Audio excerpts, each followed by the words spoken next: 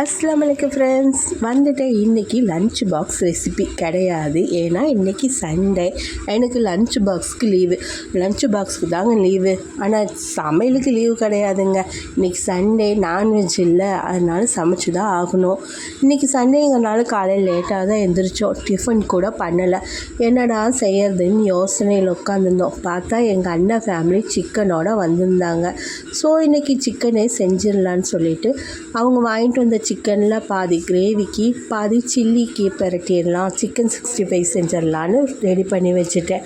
அவங்க வாங்கிட்டு வந்ததை ரெண்டாக பிரித்து வெங்காயம் தக்காளி மசாலாலாம் போட்டு சிக்கன் கிரேவிக்கு தண்ணி ஊற்றி மூடி வச்சுட்டேன். அடுத்து சிக்கன் 65க்கு மசாலா போட்டு பிரட்டி எடுத்து வச்சுட்டேன்.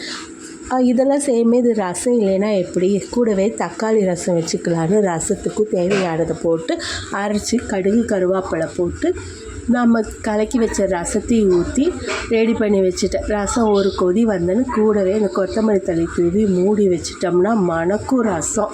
உடனே சிக்கனும் வெந்துருச்சு. கூடவே லாஸ்ட்டாக கொஞ்சம் பெப்பரும் கொத்தமல்லி தழையும் தூவி இறக்கி வச்சுட்டா சிக்கன் கிரேவியும் ரெடி.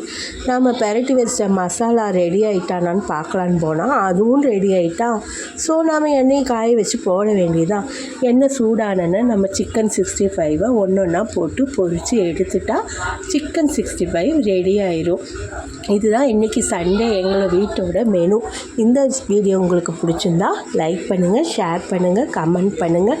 நீங்களும் இதே மாதிரி என்ன செஞ்சீங்க உங்கள் வீட்டில்னு எங்களுக்கு கமெண்டில் சொல்லுங்கள். பாய் ஃப்ரெண்ட். இன்னொரு நெக்ஸ்ட் வீடியோவில் நாளைக்கு லன்ச் பாக்ஸ் வீடியோவில் உங்களை சந்திக்கிறேன். பாய், see you, பட்டாட்டா.